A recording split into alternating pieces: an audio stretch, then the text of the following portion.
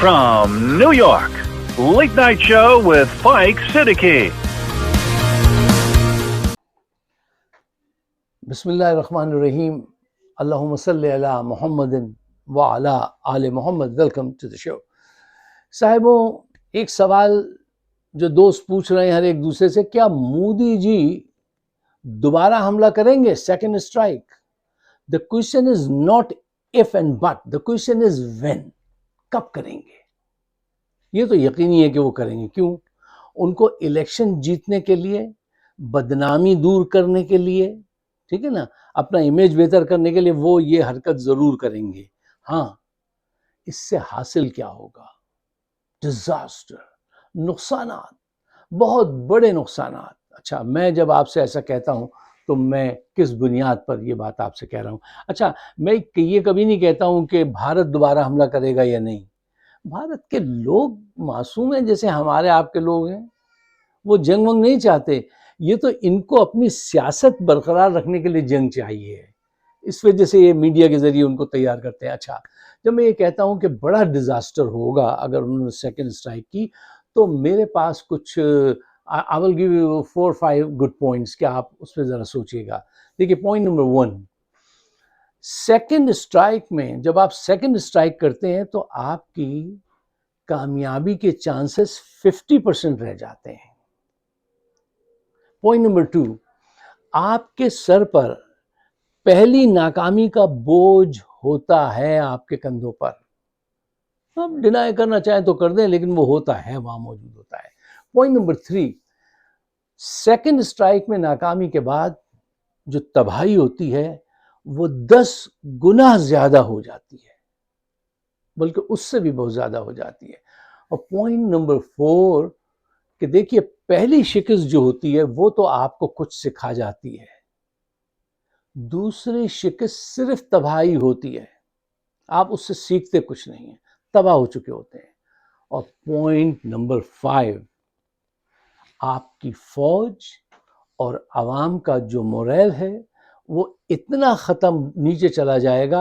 पहले ही जंग से डरने वाले लोग हैं, और इतनी शिकस्त के बाद अभी जो हुई है उससे देखिए क्या हाल हुआ है. उसके लिए आप कुछ भी एक्सरसाइज करें, वो 13 दिन का तिरंगा यात्रा करें, ये करें, वो करें, इससे कोई नहीं फर्क पड़ता. जीत और शिकस्त वो दिल में जगह घर जाती है, आप उसको ऐसे आसानी से रिमूव नहीं कर सकते. तो ये सारे हकायक हैं. किसी को चाहिए कोई मोदी जी को जाके समझाए कि ये जो काम अब आप दोबारा करने जा रहे हैं तो आपको क्या हासिल होगा, या फिर कोई इतना बड़ा मुख्तलिफ धमाका कीजिए कि एटम बम ही चला दीजिए शुरू में ही. ये सारे राक्षस पाकिस्तानी जो हैं, इन सबको आप नरक स्वर्ग क्या कहते हैं, दोज़ख में भेज दीजिए. आप यही एक चॉइस है, उसके अलावा कोई चॉइस नहीं है. अगर आप उनसे लड़ेंगे ना, वो पहले से ज़्यादा अलर्ट है, पहले से ज़्यादा मोटिवेटेड है, पहले से ज़्यादा उनकी तैयारी है, और उनकी तैयारी टेस्ट हो चुकी है. उन्होंने टेस्ट कर लिया आपके खिलाफ सारी तैयारी, कि S-400 कैसे जैम करना है, वो सब कुछ अब उनको पता है. तो अब जो वो तबाही आपको ऊपर फेरेंगे ना, तौबा तौबा तौबा, मेरी तौबा तौबा तौबा, आप वो करते हुए धोती संभालते हुए भागेंगे. बहुत बुरी बात है. अच्छा साहिबों, मैं एक चीज़ आपके सामने रखना चाहता हूँ. देखिए, मोदी जी जो है ना, वो प्राइम मिनिस्टर कम और एक सियासी लीडर नज़र ज़्यादा आते हैं. ऐसा लीडर जो अपना सौदा बेचता है, जो नफ़रत की बुनियाद पर, मज़हब की बुनियाद पर ख़ुद को सामने ले आया है, वो एक सियासी, ऐसे सौदा बेचने वाले एक सियासी लीडर तो हैं, लेकिन प्राइम मिनिस्टर कहीं से नहीं नज़र आते. क्या आप इनको जवाहरलाल नेहरू से कंपेयर कर सकते हैं? वो प्राइम मिनिस्टर थे. हमारे बुजुर्गों ने, हाँ, वो उन्हें जानते थे पर्सनली. उन्होंने बताया कि हाँ, उनके अंदर ये नॉलेज थी, उनके अंदर काबिलियत थी, अहलियत थी. वो इंटरनेशनल मसाइल को भी समझते थे, माइनॉरिटीज़ को डील करना भी जानते थे. सेकुलर इंडिया का कॉन्सेप्ट था. इसकी वजह से वो जो है हर जगह काबिल कबूल थे. ये हर जगह काबिल नफ़रत हैं मोदी जी. ये बाहर जो डायस्पोरा है इंटरनेशनल लेवल पर, उसमें जो हिंदुस्तान की थोड़ी सी भी इज्जत है, वो जो इंडियन ایکسپیٹریٹ انڈین جو وہاں رہ رہے ہیں نا، ان کی شرافت اور ان کے رکھ رکھاؤ کی وجہ سے ہے، ورنہ یہ تو جب بھی آتے ہیں تو میں نے انڈین دوستوں کو شرماتے دیکھا ہے. کسی پرائم منسٹر سے گلے ملے تو گلے ہی مل لیے، اس کے گردنی اس کے کندھے پہ رکھ کے چھوڑ دی، کسی کا بڑھ کے دروازہ کھولے دے رہے ہیں، کسی کے لیے چائے اٹھا کے لے چلے. مطلب یہ نہیں ہے، یہ ان کو نہیں پتا ہے کہ یہ کس عہدے پہ فائز ہیں. یہ تو نفرت کی سیاست کی وجہ سے آگے بڑھ رہے ہیں. ان کی اہلیت جو ہے نا، ان کے بولنے کی اور فکر کی، سوچ کی جو اہلیت ہے، وہ اس سے زیادہ کچھ نہیں ہے کہ آپ ان کو، وہ کون سے ایک ایکٹر ہیں دراز قدن کی طرح، نانا پاٹیکر، ان کے ساتھ کسی فلم میں آپ ان کو کوئی کردار دلوا دیجیے نفرت پھیلانے والا، تو یہ اس سے زیادہ نہیں ہے. اب قسمت دیکھیے کہ مذہب ایک ایسی خطرناک چیز ہے، مذہب اور نفرت، کہ وہ آدمی کو اندھا کر دیتی ہے. اس کی وجہ سے آج یہ پرائم منسٹر بنے ہوئے. اچھا صاحب، میں جو یہ ساری باتیں آپ سے کہہ رہا ہوں، میں اپنی آبزرویشن لینے کے بعد کہہ رہا ہوں کہ ان کے موٹیو دیکھنے کے بعد، ان کی مینیپولیشن دیکھنے کے بعد، ان کا مائنڈ سیٹ دیکھنے کے بعد، یہ آبزرو کرنے کے بعد یہ تمام حقائق میں آپ کے سامنے رکھ رہا ہوں. You may agree you may not, it's fine. اچھا دیکھیے، یہ مذہب کو، وطن محبت کو اور نفرت کے ذریعے لوگوں میں خوف پھیلا کر سیاست میں آئے ہیں. اور تو کوئی ایبلٹی نہیں تھی نا. ایک ناخواندہ آدمی ہیں، ہزاروں مسلمانوں کے، معصوم لوگوں کے قاتل ہیں یہ. ان پہ امریکہ میں انٹری پہ پابندی تھی، جو یہاں پہ پھر ہٹائی گئی، اور اب وہ ایک الگ موضوع ہے کہ کیوں ہٹائی گئی.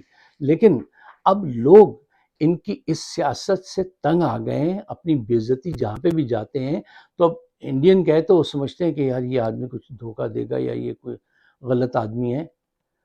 حتیٰ کہ یہاں کے جو پیپرز لکھتے ہیں، تھنک ٹینکس، ان تک میں یہ چیز اب لکھی جاتی ہے کہ ان کے ساتھ احتیاط برتنا. یہ نوٹ بہت سی جگہ میں نے پڑھا ہے، لکھا جاتا ہے کہ ان کے ساتھ ڈیل کرتے ہوئے احتیاط برتنا. یہ سوا چالاک لوگ ہیں. یہ امیج ہے آپ کا. اچھا دیکھیے، لوگ ان کی اس نفرت، مسلمان دشمنی کے ذریعے ووٹ حاصل کرنا، اس کو اب کافی سمجھنے لگے ہیں. نفرت کی بنیاد پہ آپ کب تک ووٹ حاصل کریں گے مجھے بتائیے. اب اس جنگ میں، یہ جو ایک ہفتے کی جنگ ہے، اس میں $80 ارب کا نقصان ہو چکا ہے.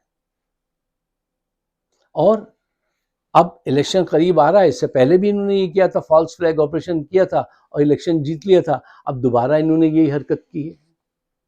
اور لوگ یہ کہتے ہیں کہ بھائی تم نے ایک ٹیررسٹ نہیں پکڑا، 80 ارب روپے جھونک دیے، ایک ٹیررسٹ نہیں پکڑا، اور ان لوگوں سے کوئی پوچھ گچھ نہیں کی جن کی ذمہ داری تھی یہ. وہ گجرات کے، آج میں سن رہا تھا، ایک وہ بابو لال شاہ صاحب ہیں، بہت ہی بزرگ آدمی، 73 ایئرس اولڈ، وہ گجرات سماچار کے جو پبلشر ہیں، ان کو گرفتار کر لیا 25 سال پرانے کیس پر آج، کہ انہوں نے ان کے خلاف کچھ لکھا ہے، کوئی ثبوت دیے. جیسے کوئی ثبوت دیتا ہے، یہی پاکستان میں ہو رہا ہے، یہ کر رہے ہیں، اٹھا کے اس کو بند کر دو. ارے را والوں سے پوچھو کہ بھائی یہ تمہاری موجودگی میں اتنے ملینز خرچ کرتے ہیں، یہ کون آیا تھا جو یہاں وہ کر کے گیا دھماکہ. اور اس پہ مودی جی کی معصومیت دیکھیے کہ کہہ رہے تھے بھائی پاکستان آتنکوادیوں کے خلاف ہونے کے بجائے اس نے ہم پہ حملہ کر دیا ہے، ہم پہ، بھارت پہ حملہ کر دیا. اچھا، اس پہ حیرانگی ہو رہی ہے. اب وہ بدماش حملہ کرنے والے بھاگ گئے، ان کے پیچھے ایک آدمی بھی نہیں گیا. اور اتنی بڑی آرمی، اتنا بڑا نیٹ ورک، یار شرم کی بات ہے کہ آپ وہ بندے نہیں پکڑ سکے. یہ کیا ہے؟ یہ کیا ڈرامہ ہے؟ یہ سب فالس فلیگ کی طرف جانے والی چیزیں ہیں. اچھا، اب انہوں نے ایک بیانیہ بنایا تھا، نفرت کے علاوہ یہ جو ڈرم بیٹ کرتے ہیں نا ہمیشہ، ایک بیانیہ بنایا تھا کہ میں چوکیدار ہوں اور میں چوکیداری کر رہا ہوں، کوئی رقم لے کے نہ بھاگ جائے. لیکن وقت نے یہ ثابت کیا کہ ہاں یہ چوکیدار ہیں، یہ چوکیداری کر رہے ہیں. لیکن یہ چوکیداری جو کر رہے ہیں وہ امبانی اور جو بڑے بڑے سیٹ ہیں، بڑے بڑے بزنس مین ہیں، ان کے چوکیداری کر رہے ہیں کہ ان کے مقصد کو کوئی ٹھیس نہ لگ جائے. ان سے بڑے بڑے چندے لیے جاتے ہیں نا، ان کی چوکیداری کر رہے ہیں، ان کو کوئی نقصان نہ ہو جائے. ان سے پیسہ لے رہے ہیں، غریبوں سے خوف پھیلا کے ووٹ لے رہے ہیں اور حکومت چلا رہے ہیں. امیر کے پیسے غریب کا ووٹ. کیا اچھا کمبینیشن بنایا آپ نے. اچھا دیکھیے، جب ہم یہ کہتے ہیں کہ مودی جی دوبارہ حملہ کریں گے تو اس کے لیے 3 پوائنٹس میں آپ کے سامنے پیش کرنا چاہتا ہوں. اگر آپ کی سمجھ میں آئے تو قبول کیجیے گا. دیکھیے، پوائنٹ نمبر 1، یہ سیز فائر کو سیریس نہیں لے رہے ہیں، اور وہ راج ناتھ سنگھ صاحب کھل کر ایسا زبردست بیان دے رہے ہیں کہ بس ابھی اجاڑ دیں گے، اور مودی جی نے تو طے کر رکھا ہے مٹی میں ملا دیں گے بہنوں بھائیوں. تو یہ ٹون نہیں ہوتی. دیکھیے، سیز فائر وہاں پہ چلتی ہے جہاں دونوں طرف سے لڑنے والے جو ہیں وہ اپنے آپ کو ذہنی طور سے اس بات کے لیے راضی کر لیں کہ بھئی اب ہم نے جنگ نہیں کرنی، مذاکرات کے ذریعے یہ مسائل حل کرنے ہیں. پاکستان تو چھوٹا ملک ہے، اپنے خوف کی وجہ سے کہہ لیجئے، مجبوری کی وجہ سے کہہ لیجئے، شرافت کی وجہ سے کہہ لیجئے، انہوں نے تو کہہ لیا ہاں ٹھیک ہے یار چلو بند کرو، یہ قتل و غارت کے لیے اچھی چیز نہیں ہے. یہ نہیں کر رہے ہیں، یہ سیز فائر کو سیریس نہیں لے رہے ہیں. یہ پوائنٹ نمبر 1. پوائنٹ نمبر 2، دیکھیے یہ مسلسل ملٹری ڈیولپمنٹس جو ہیں وہ کر رہے ہیں، ان کو آگے پیچھے بڑھا رہے ہیں، اپنے ٹینکس اور یہ ساری تیاریاں جو ہیں، جو لڑنے والی تیاریاں ہیں وہ کر رہے ہیں، وڈرا کرنے والی تیاریاں نہیں کر رہے ہیں. واٹ ٹو ڈو والے کام نہیں کر رہے ہیں. واٹ ناٹ ٹو ڈو کی جو اسٹریٹجی ہوتی ہے اس پہ ان کا ذہن لگا ہوا ہے. اور پوائنٹ نمبر 3، دیکھیے یہ میڈیا کے ذریعے پروپیگنڈا کر رہے ہیں پاکستان کے خلاف، اور وہی جو پرانا ہے یار، پاکستانی ایک وہ عجیب و غریب لوگ ہیں ہمارے، تو وہ تو اپنے اس میں مست رہتے ہیں، ٹھیک ہے نا، اور ان کو کوئی اس پہ زیادہ وہ نہیں ہے، خوفزدہ بھی نہیں ہوتے ہیں. وہ ایسے لوگ نہیں. بھئی آپ ان کے خلاف پروپیگنڈا کر رہے ہیں جو آپ کے پروپیگنڈے کو نہیں خریدتے. وہ اس مزاج کے لوگ ہیں جناب والا کہ آپ یہ دیکھیے کہ وہ ایک میزائل آ کے گرا تو ایک نوجوان آیا اور اس نے بڑھ کے اس کا اسٹرکچر موٹر سائیکل پہ رکھا اور لے کے بھاگ گیا. جب میزائل گرتا ہے تو لوگ پریشان ہوتے ہیں اور بھاگ جاتے ہیں دوسری طرف. وہ نہیں بھاگ رہے. یہ وہ لوگ ہیں جو جب لوگ خندق میں جا کے چھپتے ہیں یہ چھت پہ چڑھ جاتے ہیں اور جا کے دیکھتے ہیں وہ دیکھو ڈاگ فائٹ ہو رہی، وہ دیکھو اس کے پیچھے جہاز بھاگا ہے، وہ ابھی اس کو مارے گا. یار یہ وہ لوگ ہیں، آپ ان سے جنگ کرنے پہ تلے ہوئے ہیں.